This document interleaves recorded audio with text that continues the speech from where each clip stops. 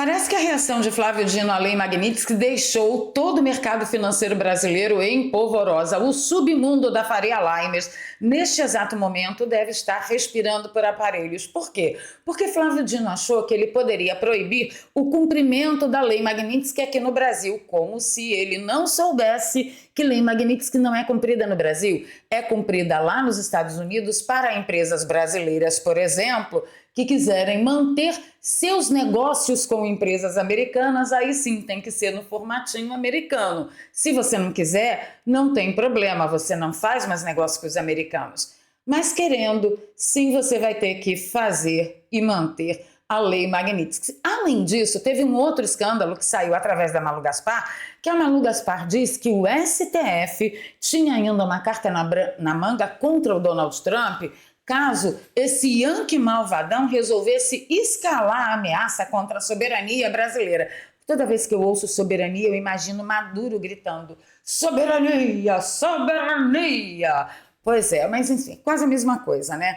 Mas o fato é que o STF garantiu, pelo menos a Malu Gaspar garantiu, que o STF tinha uma carta na manga. E qual é a carta na manga? Expropriação. Foi o que aconteceu desde sempre na União Soviética, em Cuba, na Venezuela, e agora vai acontecer aqui no Brasil, segundo der certo que Flávio Dino quer, né? Mas aí você pode dizer: nossa, Valéria, mas são países diferentes. União Soviética, Cuba, Venezuela, Brasil, são causas diferentes, motivos diferentes. Meu amigo, a causa nunca é a causa é a revolução. Guarda isso nessa sua cabecinha e vem comigo que eu vou te explicar tintim por tintim. Mas é o pior da notícia do dia? Não é. A pior notícia do dia eu deixei para o final, que é o Hugo Mota junto com o PT tentando aprovar a urgência de uma PL que vai calar sua boca, mas como nunca você foi calado. Tá bom? Então fica comigo até o final do vídeo, vou pedir o seu like logo agora no início, que é importante.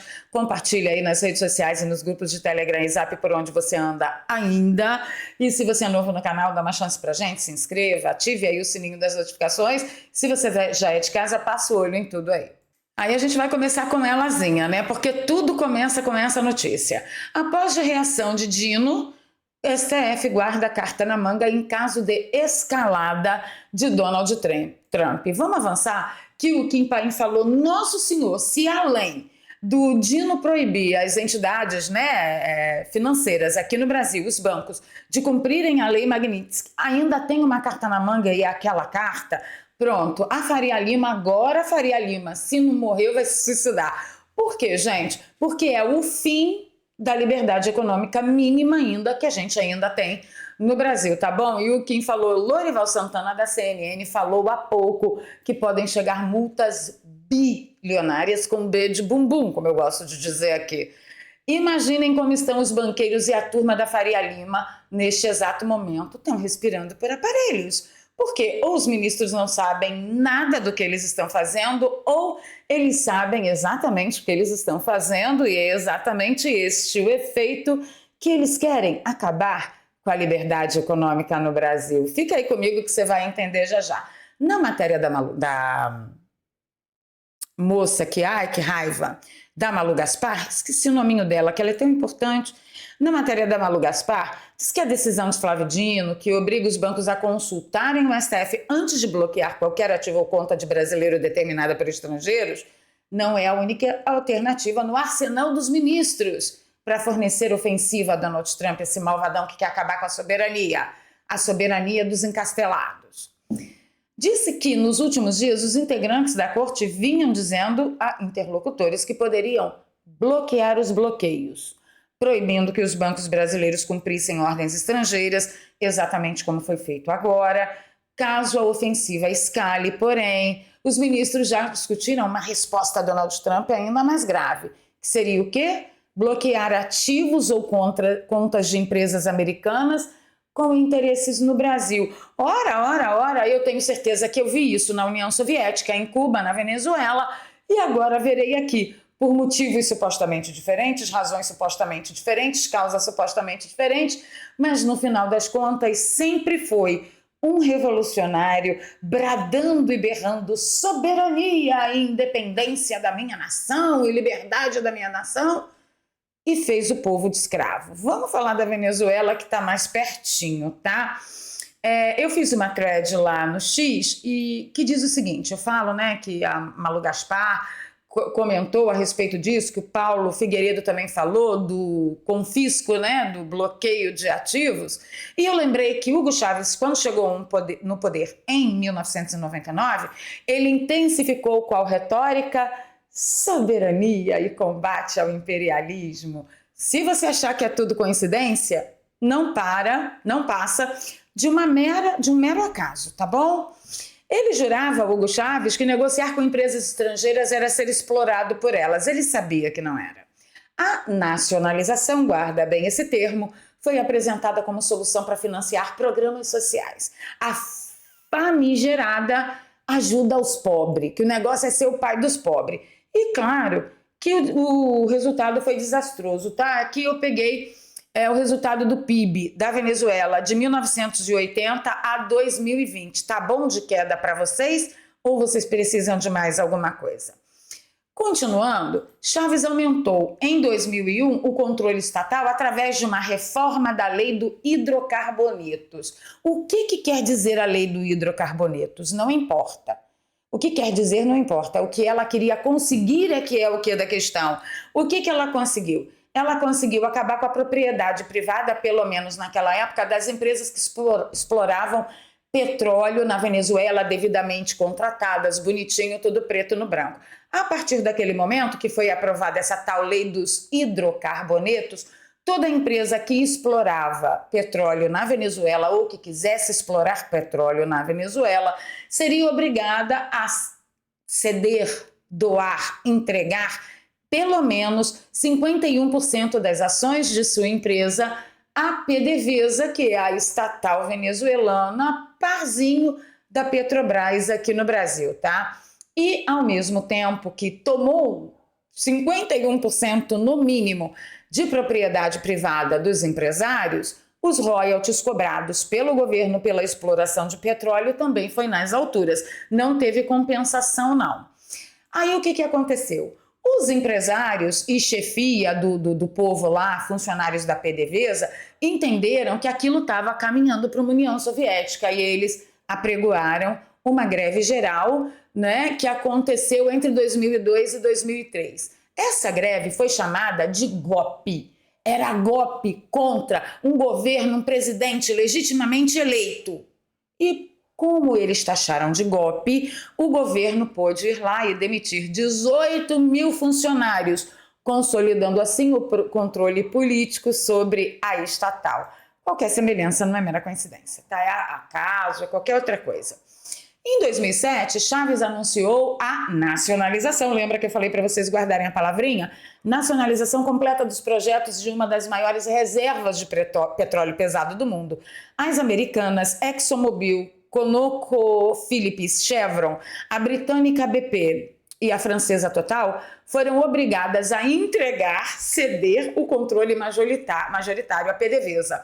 A ExxonMobil e a Phillips recusaram os novos contratos, os novos termos, saíram do país, anotem também isso, vão sair do país, iniciando disputas legais, né, solicitando abertura de processos legais no exterior, internacionais, por compensação, porque afinal de contas eles investiram, tinha infraestrutura, tinha muito dinheiro colocado ali, uma caminhada de parceria e de repente o governo chega para elas e fala assim, olha só, vocês aqui não são nada, sua empresa metade mais um agora é minha e você faz o que eu te mandar. E aí elas foram procurar a turma delas, né? A Exxon e a Phillips, por exemplo, tiveram seus ativos congelados, sendo impedidas de movimentá-los ou retirá-los do país. Para tudo. Eu ouvi ativos congelados? Então congelar ativos de empresa privada, geralmente estrangeira, é uma ferramenta comum do comunismo? Meu pequeno padrãozinho. Você não sabia disso? Valéria, mas os motivos são diferentes. Não importa o motivo, importa onde vai chegar a coisa. Continuando. Infraestrutura, equipamentos e participações em campos de petróleo foram efetivamente tomados e colocados sob controle estatal. Na minha humilde opinião, isso para mim é roubo. O que você acha que é isso? Tem outro nome para você? Havia base legal para o Chaves fazer isso? Não havia. Isso importou? Não importou. E por que eu falo isso? Porque o Paulo Figueiredo, ele comenta essa notícia da Malu Gaspar falando assim, ó, a carta na manga seria congelar ativos de empresas americanas. Primeiro pergunto, com que base legal? Mas não precisa de base legal, Paulinho. Te amo, filho. Mas não... Sai daí. Sai daí que esse negócio de precisar de base legal já passou há muito tempo. Lá na Venezuela havia base legal? Não, foi só uma lei assinada pelo revolucionário comunista FDP que meteu a mão em cerca de 60 empresas internacionais. E foi a partir daí que veio o embargo americano, que Nicolás Maduro usa até hoje, Nicolás Maduro e toda a esquerdalha do mundo, usa até hoje para dizer: os venezuelanos estão com fome, agradeçam ao embargo americano. Mas eles nunca falam que o embargo americano aconteceu porque a turma do Hugo Chávez foi lá e meteu o mãozão em empresas privadas estrangeiras. Eles nunca falam isso. O congelamento desses ativos rolou durante tentativas de compensação insuficientes, porque é importante vocês entenderem que não é que o Hugo Chávez falou, olha, eu aprovei aqui uma lei que vai arrancar de vocês tudo que vocês têm. Não, o Chávez e a turma do governo chamaram, né, as empresas e disseram, olha, nós aprovamos uma lei aqui do hidrocarboneto, é uma lei nova, nós entendemos que é uma nova situação e tal, vamos sentar, daqui para frente nós somos comunistas mesmo, não existe propriedade privada estrangeira em solo venezuelano, mas para que vocês não saiam perdendo, vamos sentar para negociar uma compensação de vocês, porque a partir do momento que a lei foi aprovada, o que você tem já é meu. Mas como eu sou um cara legal, sou seu amigo, sou seu colega, eu não quero que você saia perdendo. Senta aí, vamos negociar, porque foi exatamente assim que aconteceu. Se não me falha a memória, foram em torno de 5 a 6 anos de negociações totalmente infrutíferas. Por quê? Porque as propostas que o governo venezuelano oferecia para as empresas que já tiveram de imediato seus ativos congelados, não podendo sair do país, não podendo retirá-los do país e ficaram escravizados a uma mesa de negociação comunista ridícula, tá ouvindo propostas ridículas que era só para ganhar tempo, esses empresários não podiam sequer tomar outra atitude. Então, o que restou a esses empresários? Saírem da Venezuela e buscarem seus direitos em tribunais internacionais. E aí eu termino minha thread lá no X dizendo, quando o Paulo comenta sobre a Carta Magna contra Trump ser um congelamento de ativos, eu vejo um copia e cola da Venezuela, que eu acabei de discorrer para vocês, que copiou e colou Cuba, que copiou e colou a União Soviética. E eu sei que os inocentes e revolucionários dirão, ai, sua burra, as causas são diferentes. Pois é, meu amigo, Saul Alinsky já dizia que a causa nunca era a causa sempre era a revolução. Mas o pior de tudo, piora, tá? Piora muito. O pior de tudo é que com essa história de que o banco não pode obedecer à lei Magnitsky, mas se o banco quiser continuar fazendo negócio com os Estados Unidos, ele vai ser multado pelo STF? Parece que sim, criou um imbróglio do caramba, o negócio vai explodir a qualquer momento. Mas os bancos, como são muito amigos e muito colegas do Ovo que tudo vê, lá na Corte de Cristal, os bancos sugeriram, ministro, abre uma conta numa cooperativa de crédito. A cooperativa de crédito, pelo seu formato, não pode ter negócios com os Estados Unidos, certo? Então, a saída para o senhor é essa, porque nós vamos ter que magnetizar suas contas. Parece que os ministros não gostaram muito. Por quê? Porque uma cooperativa de crédito pode ter Mastercard? Pode ter Visa? Pode ter American Express Black e tudo o restante? Aí os ministros acharam pouquíssimo, né, importante. Assim, não chega nos pés dos ministros. Mas o pior de tudo isso é que eu fui atrás de saber o que é uma cooperativa de crédito, né? Diz a inteligência artificial e o site do Banco do Brasil, do Banco Central do Brasil, que uma cooperativa de crédito é uma instituição financeira formada pela associação de pessoas para prestar serviços financeiros exclusivo aos seus associados. Gente, será que o PCC, o CV, sei lá, tem cooperativa de crédito para eles mesmos administrar o dinheiro deles mesmos? Bom, o que eu vi mostrado aqui é uma tal de Cicobi, ou Cicobi, né? Uma cooperativa de crédito. Aí eu sou stalkeadora mesmo, eu digitei assim na busca, ensinar vocês a fazer busca. Cicobi corrupção. Imagina que veio uma capivara imensa, né? A inteligência artificial disse que a Cicobi é o maior sistema financeiro cooperativo do Brasil e ele enfrenta acusações e investigações de corrupção e fraudes em algumas de suas cooperativas. Um caso recente envolve o desvio de milhões de reais da agência Cicobi em Porto Velho, Rondônia, onde um ex-tesoureiro é acusado de manipular documentos, ocultar registros contábeis. Além disso, golpes aplicados por criminosos que se passam pelo Cicobi também são uma preocupação. Diz que a Cicobi, no caso dos golpes, a diretoria até contribui muito, ajuda a justiça e tal, mas que teve um problema lá recente com o ex-tesoureiro da Cicobi, diz que o desvio foi mais de 6 milhões de reais, manipulando o guia de transporte de valores e ocultando ali os lançamentos. Será que não é tão prestigioso assim deixar de ter um American Express Black para ter um cartãozinho de débito da Cicobi? Não é prestígio, né, gente? Não é prestígio. Mas vocês acham que isso é tudo de pior que aconteceu no dia de hoje? Não. Olha só a Bárbara que não me deixa ter um minuto de sossego porque vive me trazendo esse tipo de notícia. Entrará em votação de urgência hoje o PL 2628, que é o PL da mordaça. Mas tem umas peculiaridades importantes para vocês saberem, tá?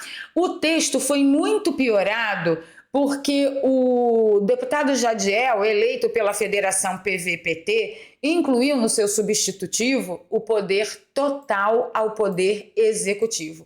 Aqui tem duas coisas para eu chamar a atenção.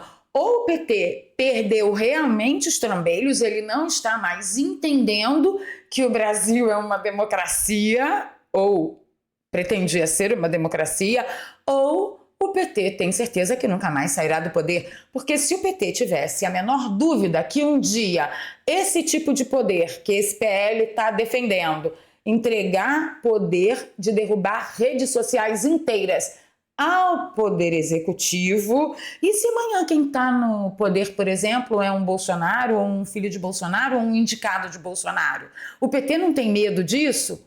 Parece que não. Então o texto foi muito piorado, e o que a Bárbara destacou? O Poder Executivo nunca apoiou o texto do PL 2628, eu falei da PL, né? É do projeto de lei, tá? No entanto, após o deputado governista divulgar o seu substitutivo, o governo do presidente Lula acenou apoio irrestrito ao texto. Vocês têm noção? É assim o PT dizendo, eu sei que eu não vou sair mais no poder, deixa eu começar a assinar desde já, aprovar desde já, leis que me garantam total poder, inclusive para derrubar redes sociais, igualzinho Maduro tem lá na Venezuela. Só aviso isso para vocês, tá? Agora eu queria saber de você. Você se importaria em usar um cartão de crédito de uma cooperativa de crédito que não fosse, por exemplo, a Cicobi ou Cicubi, porque tem uns tesoureiros lá meio estranho? E o que você achou da Faria Lima dando botes com bumbum nas redes sociais e os ministros surtando, gente? Me parece que eles não sabem com quem estão se metendo, ou eles sabem exatamente o que estão fazendo. O que nós estamos vendo é um caminhar sem parada, sem freios, sem interrupção para o fechamento do regime. E se for exatamente isso, meus amigos, eles não estão preocupados com Donald Trump, eles estão muito felizes, porque afinal de contas, Nicolás Maduro está esse tempo todo no poder, sancionado com embargos americanos, o povo lá na Venezuela passando fome, mas Maduro continua comendo suas lagostas e suas carnes divinamente temperadas com chefes internacionais. É isso. Ficando por aqui pedindo seu like, seu compartilhamento e a sua opinião. Me diga o que você achou de todo esse escândalo. O que você aposta? Será que Donald Trump consegue nos liberar? Será que finalmente a Faria Lima vai entender que precisam entrar em campo para parar tudo isso? Ou vamos começar a criar gatos e cachorros para garantir a nossa proteína no dia de amanhã?